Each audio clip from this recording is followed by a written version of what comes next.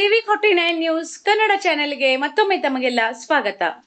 ಹುಕ್ಕೇರಿ ನಗರದಲ್ಲಿ ಒಳ ಮೀಸಲಾತಿ ಜಾರಿ ಮಾಡುವಂತೆ ಆಗ್ರಹಿಸಿ ಬೃಹತ್ ಪ್ರತಿಭಟನಾ ರ್ಯಾಲಿ ಜರುಗಿತು. ಹುಕ್ಕೇರಿ ಪಟ್ಟಣದ ಅಡವಿ ಸಿದ್ದೇಶ್ವರ ಮಠದ ಆವರಣದಿಂದ ನೂರಾರು ವಾಹನಗಳಲ್ಲಿ ವಿವಿಧ ಗ್ರಾಮಗಳಿಂದ ಒಳ ಮೀಸಲಾತಿ ಹೋರಾಟಗಾರರು ಮೆರವಣಿಗೆಯ ಮೂಲಕ ಆಗಮಿಸಿ ಕೋರ್ಟ್ ಸರ್ಕಲ್ ಬಳಿ ಮಾನವ ಸರಪಳಿಯನ್ನು ನಿರ್ಮಿಸಿ ವಾಹನ ಸಂಚಾರ ತಡೆದು ಕೆಲಕಾಲ ಪ್ರತಿಭಟನೆಯನ್ನು ನಡೆಸಿದರು. ಮಾಧ್ಯಮಗಳೊಂದಿಗೆ ಮಾತನಾಡಿದ ಮುಖಂಡರಾದ ಮಹೇಶ್ ಹಟ್ಟಿಹೊಳಿ, ಬಸವರಾಜ್ ದೊಡ್ಮನಿ, ಕಾಡೇಶ್ ಹೊಸಮನಿ, ವಿಠಲ್ ಮಾದರ್, ಶಂಕರ್ ಕಟ್ಟಿಮನಿ, ಶಶಿಕಾಂತ್ ಹೊನ್ನಳ್ಳಿ, ಸಿದ್ದಪ್ಪ ಹೊಸಮನಿ, ಬಂಡೆಪ್ಪ ಮಾದರ್, ಹಳೆಪ್ಪ ಗುಡೆನ್ನವರ್ ಹಾಗೂ ಬಾಬು ಸಾಹೇಬ್ ಪಾಂಡ್ರೆ, ನಾಮದೇವ್ ಪಾಂಡ್ರೆ, ವಿಶಾಲ್ ಸೂರ್ಯವಂಶಿ, ರಾಕೇಶ್ ಕಾಂಬ್ಳೆ, ಮಲ್ಲೇಶ್ ಭಂಡಾರಿ ಮುಂತಾದವರು ಮಾಧ್ಯಮಗಳೊಂದಿಗೆ ಮಾತನಾಡಿದರು. ಉಚ್ಚ ನ್ಯಾಯಾಲಯ ಒಳ ಮೀಸಲಾತಿ ನೀಡುವಂತೆ ತೀರ್ಪು ನೀಡಿದರೂ ಕೂಡ ರಾಜ್ಯ ಸರ್ಕಾರಗಳು ಮೀನಮೇಷ ಎಣಿಸುತ್ತಿವೆ. ಕಾರಣ ಕೂಡಲೇ ರಾಜ್ಯದ ಮುಖ್ಯಮಂತ್ರಿಗಳು ಈ ಕುರಿತು ಸಚಿವ ಸಂಪುಟ ಸಭೆಯನ್ನು ಜರುಗಿಸಿ ಕೋರ್ಟ್ ಆದೇಶದಂತೆ ಒಳ ಮೀಸಲಾತಿಯನ್ನು ನೀಡಬೇಕು.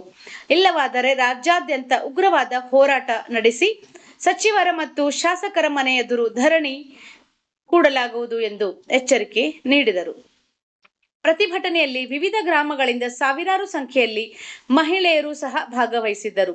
ನಂತರ ಆಡಳಿತ ಸೌಧಕ್ಕೆ ತೆರಳಿ ತಹಶೀಲ್ದಾರರ ಮುಖಾಂತರ ಮನವಿಯನ್ನು ಸಲ್ಲಿಸಿದರು. ವರದಿ ವಿನೋದ್ ಸೂರ್ಯವಂಶಿ, TV49 ನ್ಯೂಸ್ ಕನ್ನಡ, ಹುಕ್ಕೇರಿ.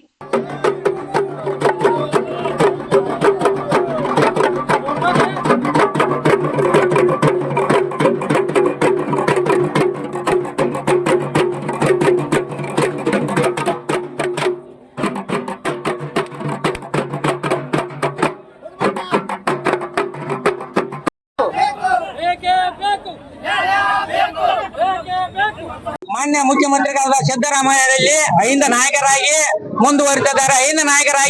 ಮುಂದುವರಿಬೇಕಾದ್ರೆ ಐದು ನಾಯಕರ ಸಮಾಜದಲ್ಲಿ ಏನು ಆಗು ಹೋಗುವು, ಯಾವ ಜನಸಂಖ್ಯೆ ಹೆಚ್ಚದವು ಕಡಿಮೆದವನ್ನು ಅರ್ಥವರದರಿ. ಅದಕ್ಕಾಗಿ ಯಾರದೇ ನಾವು ಮೀಸಲಾತಿ ಕಸ್ಕೊರೋದಿಲ್ಲ. ಜನಸಂಖ್ಯೆ ಆಧಾರಿತವಾಗಿ ನಮಗೆ ಮೀಸಲಾತಿ ಕೊಡ್ಬೇಕೆಂದು ಸಿದ್ದರಾಮಯ್ಯ ಮನವಿ ಮಾಡ್ಕೊತಾನೆ. ಅದರಂತೆ ಸುಪ್ರೀಂ ಕೋರ್ಟ್ ತೀರ್ಮಾನ ಕೊಟ್ಟ ಪ್ರಕಾರ ನೀವೇನು ಸ್ವಂತ ನಿರ್ಧಾರ ತೋರೋದಿಲ್ಲ. ಸುಪ್ರೀಂ ಕೋರ್ಟ್ ಆದೇಶ ಮಾಡಿದೆ.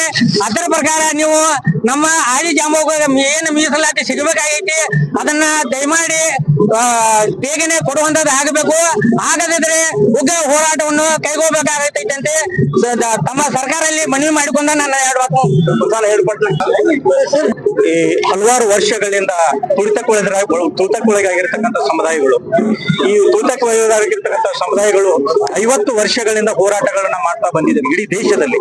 ಈ ದೇಶದಲ್ಲೇ ಬಹುಸಂಖ್ಯಾತರಾಗಿರ್ತಕ್ಕಂಥ ಈ ಸಮುದಾಯ ಯಾವುದೇ ಒಂದು ಸೌಲಭ್ಯಗಳನ್ನು ಪಡೆಯಲಾರದೆ ಶೈಕ್ಷಣಿಕವಾಗಿ, ಆರ್ಥಿಕವಾಗಿ, ಸಾಮಾಜಿಕವಾಗಿ ಹಿಂದುಳಿದಿರುವುದರಿಂದ ಈ ಒಂದು ಸಮಾಜ ಪ್ರತಿಭಟನೆಯನ್ನ ಆಂಧ್ರ ಪ್ರದೇಶದಲ್ಲಿ ಮಾನ್ಯ ಮಂದಕೃಷ್ಣ ಮಾದಿಗ ಅವರ ನೇತೃತ್ವದಲ್ಲಿ ದಂಡೋರ ಸಮಿತಿ ಅನ್ನತಕ್ಕಂಥ ಒಂದು ಸಮಿತಿಯನ್ನು ರಚನೆ ಮಾಡಿ ಬಹುಸಂಖ್ಯಾತ ಜನಸಂಖ್ಯೆ ಇರತಕ್ಕಂಥ ನಾವು ಇವತ್ತು ನಮಗೆ ಮೀಸಲಾತಿಯನ್ನ ವರ್ಗೀಕರಣ ಮಾಡಬೇಕು.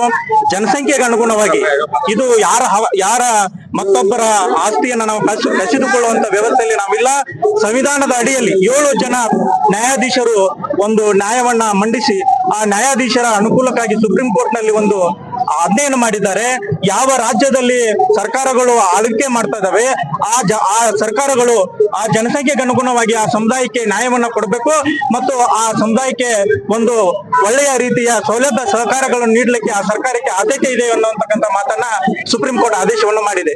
ಸನ್ಮಾನ್ಯ ಮುಖ್ಯಮಂತ್ರಿಗಳು, ಕರ್ನಾಟಕ ಸರ್ಕಾರದಲ್ಲಿ ಇರ್ತಕ್ಕಂಥ ಸನ್ಮಾನ್ಯ ಮುಖ್ಯಮಂತ್ರಿಗಳು ಸಿದ್ದರಾಮಯ್ಯನವರು ಹಲವಾರು ಬೇಡಿಕೆಗಳನ್ನ ಈಡೇರಿಸಿ ಹುಬ್ಬಳ್ಳಿಯಲ್ಲಿ ಬೃಹತ್ ಆಕಾರದ ಪ್ರತಿಭಟನೆಯನ್ನ ನಮ್ಮೆಲ್ಲ ಸಮುದಾಯದವರು ಮಾಡಿದ್ರು. ಸುಮಾರು 17 ಜನ ಈ ಹೋರಾಟದಲ್ಲಿ ಮರಣವನ್ನು ಹೊಂದಿದ್ರು ಕೂಡ ಆ ಎಚ್ಚರತಕ್ಕಂಥ ಸಿದ್ದರಾಮಯ್ಯ ಸರ್ಕಾರ ಇವತ್ತು ನಮಗೆ ನ್ಯಾಯವನ್ನ ಒದಗಿಸಲಿಕ್ಕೆ ಸಾಧ್ಯ ಆಗ್ತಾ ಇಲ್ಲ. ಮಾನ್ಯ ಸುಪ್ರೀಂ ಕೋರ್ಟ್ ಆದೇಶವನ್ನ ಧಿಕ್ಕರಿಸಿ ಇವತ್ತು ನಮಗೆ ನ್ಯಾಯವನ್ನ ಕೊಡದೇ ಇರತಕ್ಕಂಥ ಸಂದರ್ಭದಲ್ಲಿ ನಾವು ಹುಕ್ಕೇರಿ ತಾಲೂಕಿನ ಮಟ್ಟದಲ್ಲಿ ಮಾತ್ರ ಈ ಒಂದು ಪ್ರತಿಭಟನೆಯನ್ನ ಮಾಡ್ತಾ ಇದ್ದೇವೆ. ಇದು ಮುಂಬರುವ ಈ ಹೋರಾಟ ಈ ಒಳ ಮೀಸಲಾತಿ ವರ್ಗೀಕರಣ ಮಾಡದೇ ಇದ್ರೆ ದೊಡ್ಡ ಪ್ರಮಾಣದಲ್ಲಿ ಹೋರಾಟ ನಡೀತಿದೆ ಈ ರಾಜ್ಯದಲ್ಲಿ ಹಾಗೂ ಈ ದೇಶದಲ್ಲಿ ಅನ್ನತಕ್ಕಂಥ ಮಾತನ್ನ ಈ ಸಂದರ್ಭದಲ್ಲಿ ಹೇಳ್ತಾ ಮಾನ್ಯ ತಹಶೀಲ್ದಾರ್ ಮೇಡಮ್ ಅವರಿಗೆ ಇವತ್ತು ನಾವು ಮನವಿಯನ್ನ ಸಲ್ಲಿಸ್ತಾ ಇದ್ದೀವಿ. ಮುಖ್ಯಮಂತ್ರಿಗಳಿಗೆ ನಾವು ಎಚ್ಚರಿಕೆಯನ್ನ ನೀಡ್ತಾ ಇದ್ದೀವಿ ಎಲ್ಲ ಸಮುದಾಯದ ಮುಖಂಡರು.